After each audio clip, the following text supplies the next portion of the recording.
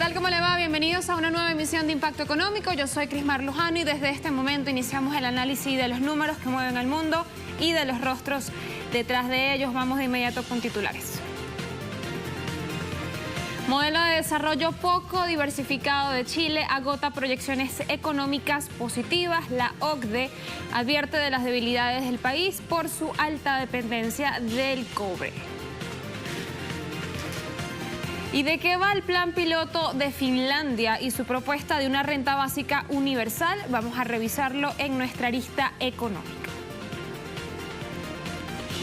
Emmanuel Macron aprovecha la ausencia temporal de Reino Unido y Alemania para posicionar a Francia como la voz líder de Europa.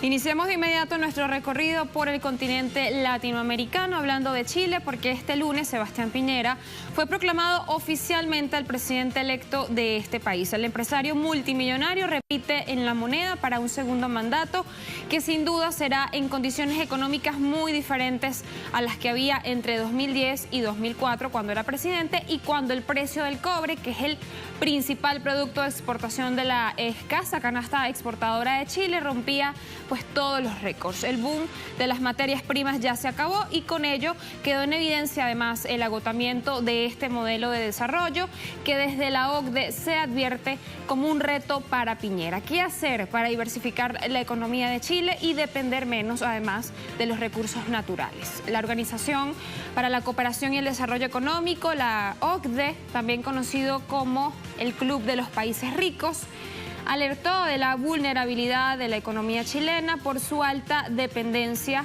en la exportación de recursos naturales, entre ellos la minería.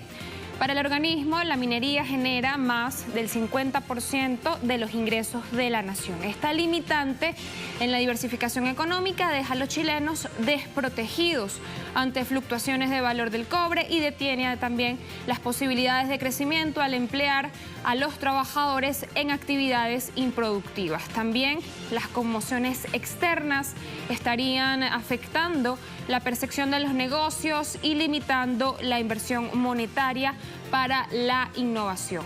La OCDE al respecto ha dicho que Chile registra además uno de los porcentajes de inversión más bajos de todos los estudiados, equivalente tan solo al 0,39% del PIB.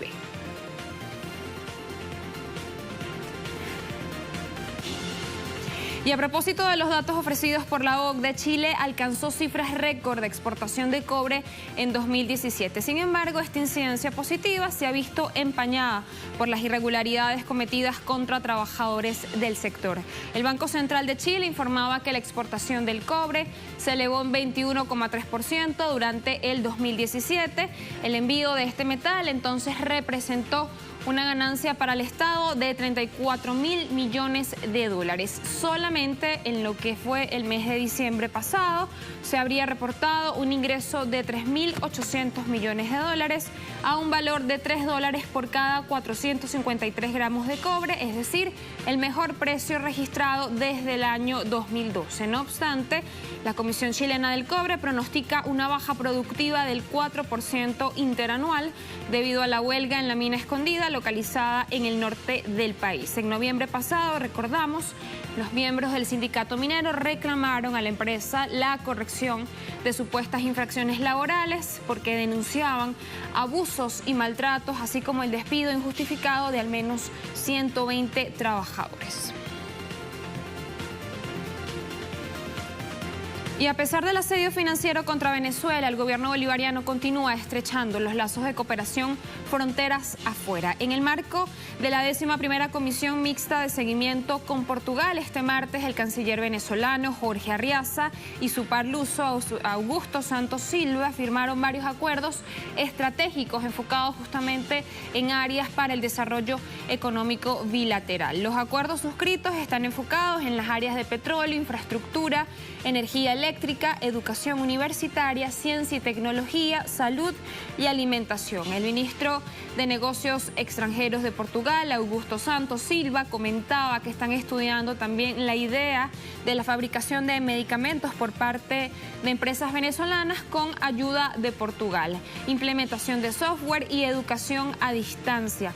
Por su parte, el canciller Jorge Arreaza hacía referencia a los grandes avances que fueron impulsados a través de esta alianza estratégica, entre los que resaltan la línea de producción de las computadoras canaimitas y la ejecución de viviendas sociales. Asimismo, el canciller venezolano, en nombre del Ejecutivo, extendió la invitación al gobierno de Antonio Costas de Portugal en este proceso de minado del petro de la recién creada criptomoneda venezolana.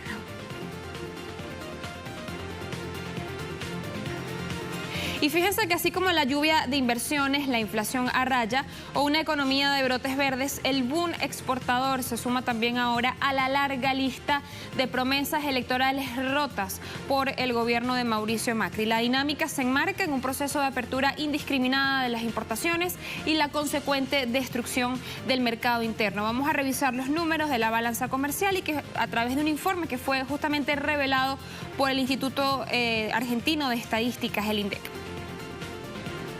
El déficit comercial en Argentina alcanzó un desbalance de 7.656 millones de dólares en 2017, muy lejos de los 1.800 millones pautados en el presupuesto para este año.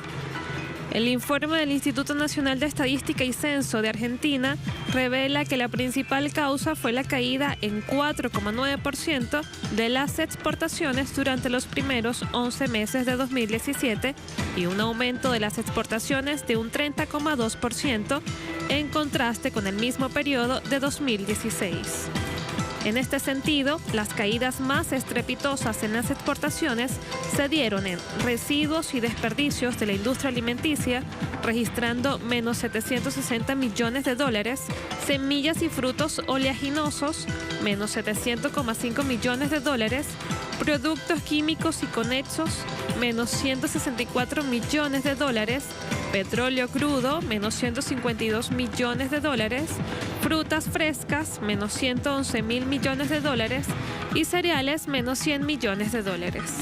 Mientras que las compras al exterior aumentaron en equipos de transporte no industriales, 100,5%, combustible y lubricantes, 45%, alimentos y bebidas para el hogar, 27,6%, y vehículos automotores para pasajeros, 34,3%.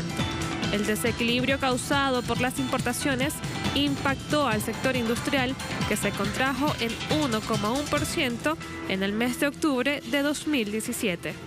Pero no solamente se trata de la balanza comercial de Argentina lo que está desequilibrado, las deudas también lo están. Un informe de la Universidad Metropolitana para la Educación y el Trabajo revela que desde que Mauricio Macri asumió la Casa Rosada, la deuda externa de Argentina se ha elevado en más de 120.000 millones de dólares. Los niveles de endeudamiento todavía son sostenibles, gracias, por cierto, a los gobiernos de los Kirchner, que se encargaron de desendeudar a este país. La cuestión, sin embargo, gira más bien sobre cómo se ha utilizado ese dinero que ha pedido prestado del Estado en manos de Macri y en cuáles además son las consecuencias para la economía argentina y para sus ciudadanos. Según el Observatorio de Deuda Externa de la Universidad Metropolitana para la Educación y el Trabajo, del total de la deuda emitida, más de 85.000 millones son títulos en dólares en poder de acreedores externos. Para los economistas, estos fondos se utilizaron para potenciar la especulación financiera. Eso hace, digamos, que tengamos una situación muy compleja en el mediano plazo, porque desarticula el aparato productivo doméstico, atrasa el tipo de cambio, genera una mayor inyección de pesos en el mercado cuando ingresan los dólares, pero el Banco Central tiene que subir la tasa de interés para sacarlos del mercado y atrasa el tipo de cambio, con lo cual hace que la Argentina pase a ser cara en todo sentido. No pueda exportar, los salarios son altos en dólares, los costos son altos, los costos de vida son altos en dólares, y se va desinflando la economía como tal. Además, afirman que los ganadores de este modelo son los productores de los sectores agrícola, petrolero y gasífero, junto a los especuladores. Los perjudicados en este modelo son claramente los trabajadores. Hubo caída del salario real, desde el gobierno de Macri hasta hoy punta a punta hay una caída de alrededor de 3 puntos del salario real. Por otro lado, también hay un aumento de la desocupación que tiene que ver con un modelo que deja de lado lo productivo. Entonces, bueno, tenemos un conjunto amplio de perjudicados que va desde la clase trabajadora hasta los jubilados que ahora también para cubrir los problemas fiscales tienden a hacer un ajuste en los ingresos jubilatorios. Las consecuencias de esta toma de deuda ya impactaron sobre la vida cotidiana de los argentinos. Que aumenta las tarifas de luz, de gas, lo ve que aumentan los boletos de transporte, lo ve una serie de medidas del gobierno que van destinadas a achicar los gastos del Estado para poder cubrir un déficit fiscal que a su vez se incrementa con los intereses de la deuda. En 2001, previo al estallido de la peor crisis económica argentina en democracia, la deuda externa representaba el 32,8% del Producto Bruto Interno. En 2015 se redujo al 13,6%, pero Mauricio Macri en solo 2 años ya lo incrementó al 24,3%, un nivel que podría ser catastrófico ante cualquier crisis a nivel internacional. Sabrina Roth, Telesur, Buenos Aires. Justamente a este panorama macroeconómico inestable de que el gobierno de Mauricio Macri poco podría jactarse, hay que sumarle un nuevo ajustazo de esos que viene aplicando el Ejecutivo argentino a la velocidad de la luz, pues no se acaba de implementar uno cuando ya se está anunciando el siguiente. Esta vez los aumentos son para las tarifas de los peajes ubicados en las zonas norte y oeste de Buenos Aires. La Dirección de Vialidad Nacional Argentina autorizó un incremento de 13,6% para todas las categorías de vehículos en promedio a partir del mes de febrero. En términos concretos, un usuario que ingrese y salga de la ciudad capital en 2 horas pico pagará 55 pesos diariamente cuando antes eran 50. Esto equivale a 275 pesos semanales y a 1.500 mensuales. Aparte de este aumento, se anuncia también la disminución de descuentos por pagos electrónicos para quienes transiten en horas de congestión, bajando de 12 a 10%.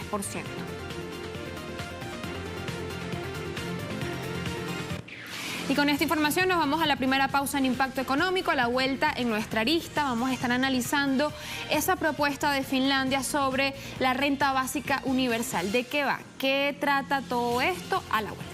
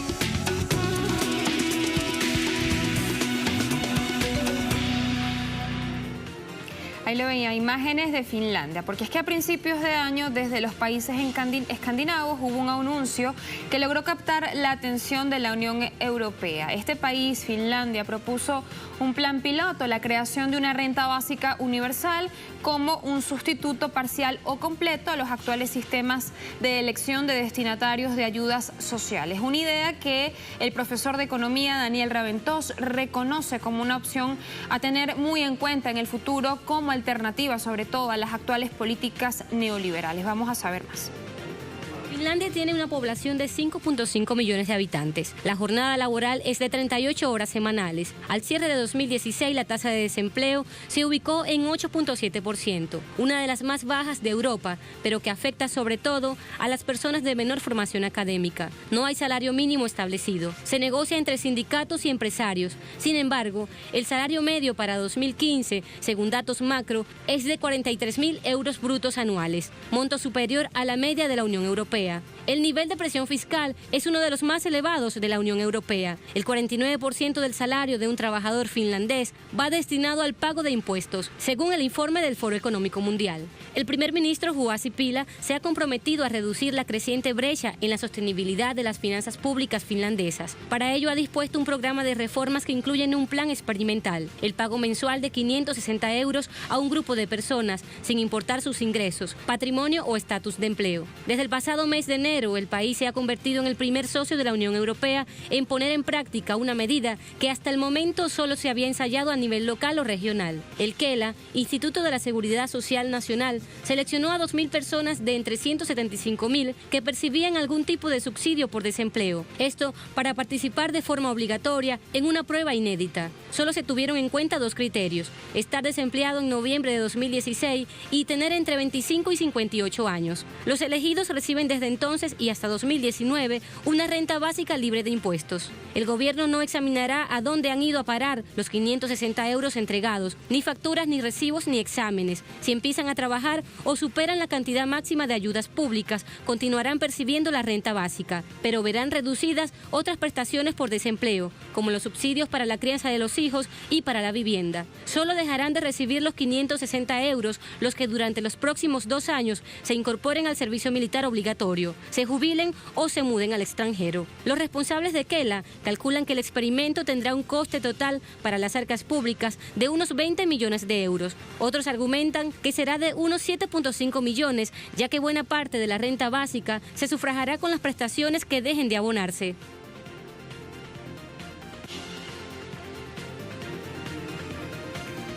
Y como es natural, muchos ojos desde todo el mundo siguen con atención en este proyecto piloto finlandés. Sin embargo, no es allí donde se propone este plan promovido por el filósofo belga Philip van Parijs por primera vez. Vamos a revisar dónde fue.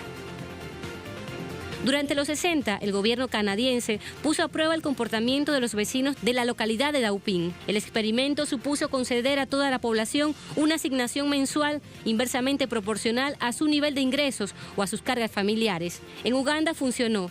La mayor parte de sus habitantes invirtió la renta básica en formación y el porcentaje de horas trabajadas total aumentó en un 19%. Recientemente, Suiza votó en referéndum la introducción de la renta básica universal. Más de 3/4 partes de los participantes rechazó la propuesta lanzada por una iniciativa popular que abogaba porque el Estado ingresase a todos los ciudadanos de forma automática e incondicionada 2.260 euros libres de impuestos al mes. Holanda ha puesto en marcha un proyecto piloto en Utrecht y otros 19 municipios para estudiar la viabilidad del ingreso básico. Y en Alemania, un colectivo presentó a mediados de 2016 más de 90.000 firmas en el Bundestag para pedir un referendo al respecto. En España son muchas las opiniones que dicen que la situación económica del país no es la más adecuada para establecer una renta básica. Aún así, otros afirman que la partida para que el Estado pueda hacer ese pago saldría del impuesto sobre la renta de las personas físicas, de lo que se ahorraría al suprimir otras ayudas y del recorte administrativo por ser una concesión automática. Y el objetivo del gobierno finlandés es ver si este concepto será viable en un mundo en el que el trabajo, sobre todo el estable y a jornada completa, es cada vez un bien más escaso debido a la mecanización y a la digitalización. El sistema más habitual de prestaciones por desempleo es el que entrega al parado una cantidad mensual ligada a lo que cotizó cuando trabajaba, durante un periodo de tiempo determinado. Los gobiernos establecen además una serie de requisitos previos para poder acceder a ese dinero y unas condiciones que se han de cumplir para seguir recibiéndolo. Para muchos, el incentivo lleva al trabajador a volver al mercado laboral por la certeza de que esa ayuda es limitada. Lo que quiere el KELA es entregar de forma incondicional una cantidad mucho menor que el sueldo medio de Finlandia, que ronda los 36.500 euros, y ver cómo reaccionan los seleccionados. El KELA quiere acabar con el círculo vicioso en el que caen muchos desempleados que rechazan los trabajos empleos a los que pueden optar con mayor facilidad porque tras los impuestos les queda menos que la prestación por desempleo. Para el primer ministro finlandés, este plan busca además simplificar la maquinaria burocrática que se ha creado para gestionar la maraña de ayudas y subvenciones públicas del estado de bienestar nórdico. Algunos analistas dicen que adicionalmente este experimento pretende dar paso al debate sobre el modelo de financiamiento del estado del bienestar, que persigue conocer si los ciudadanos estarían dispuestos a renunciar a ciertas prestaciones sociales a cambio de tener garantizado un ingreso mensual, o si están dispuestos a pagar más impuestos. Los promotores del proyecto consideran que con el monto asignado es muy difícil que una persona pueda pagar vivienda, alimentación y vestido en la zona metropolitana de Helsinki. Por ejemplo, dicen que una prestación de esa cantidad animaría a quienes están en paro a aceptar al menos trabajos temporales. Por otro lado, quienes critican la medida señalan que eliminar ayudas e introducir la renta básica supondría una redistribución de la riqueza hacia arriba. Al entregar un ingreso a todos los ciudadanos, parte del dinero que antes se destinaba a personas de clase baja o con dificultades iría a parar a manos de gente de clase alta. Y si esto no se prevé, podría acabar generando más desigualdad.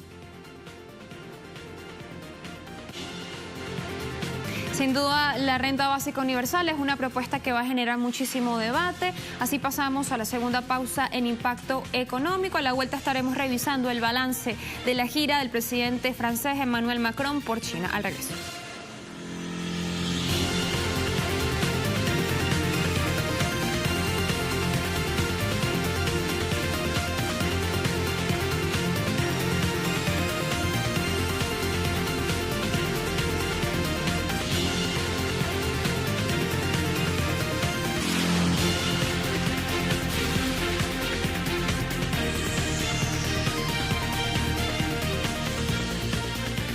Iniciamos de inmediato nuestro recorrido 360 hablando de la gira internacional del presidente de Francia, Emmanuel Macron, que continúa además su visita en el primer país de esta gira internacional, China. En compañía de una representación de empresarios franceses, Macron se reunió con su homólogo Xi Jinping en la sede del Parlamento de Beijing. Resurgimiento económico de Europa, ruta de la seda y mayor presencia de las compañías galas en suelo asiático fueron parte de los temas principales de este encuentro. Vamos a hacer un balance. Con una Angela Merkel estancada en las negociaciones por lograr una coalición gobernante y una Theresa May inmersa en el laberinto del Brexit, el presidente de Francia, Emmanuel Macron, se ha convertido en el último año en la voz más resonante de Europa. Si hace 2 meses el presidente estadounidense Donald Trump pedía un escenario más justo para las empresas, afirmando que China abusaba en los mercados internacionales, el ejecutivo galo va a contracorriente de Washington y en lugar de una ofensiva, Macron ha decidido abrir las puertas de Francia a la inversión del gigante asiático. Claro, pidiendo algo a cambio: que las firmas galas logren un mayor acceso a la prometedora y cada vez más influyente economía china. Actualmente el país europeo acumula un déficit comercial de 30.000 millones de euros con China, situación que obliga a Macron a levantar la inversión extranjera con el gigante asiático. En el frente económico, lo discutimos con el presidente Xi, sabemos hacia dónde vamos.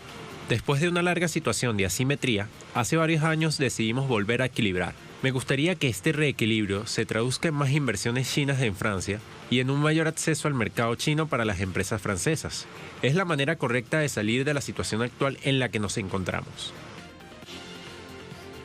Macron también se mostró dispuesto a colaborar con el proyecto de la presidencia de Xi, la llamada Nueva Ruta de la Seda, una red de infraestructura que comunicará por tierra y mar a China con el resto del planeta, con el objetivo de impulsar el comercio interconectado. Creo que todos han visto que la iniciativa La Franja y la Ruta puede brindarnos más oportunidades y promover una cooperación más amplia y profunda entre nosotros. El presidente francés ha asegurado que está feliz de comenzar una nueva relación con China, por lo que ha definido visitar este país todos los años durante su mandato.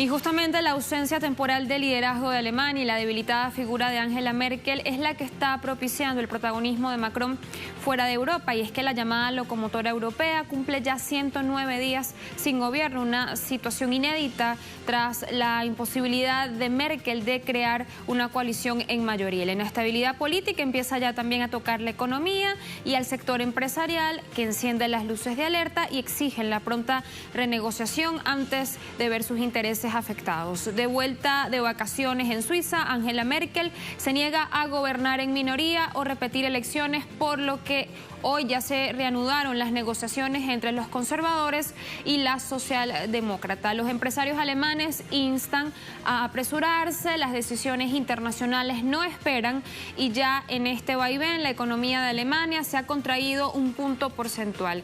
En un momento clave para el proyecto del euro, con el Brexit materializándose y la política monetaria a punto de cambiar de rumbo, Merkel tiene claro que el marasmo político de Berlín deja un vacío en el bloque comunitario y se convierte en un foco de incertidumbre en un intento de profundizar la gobernanza económica europea.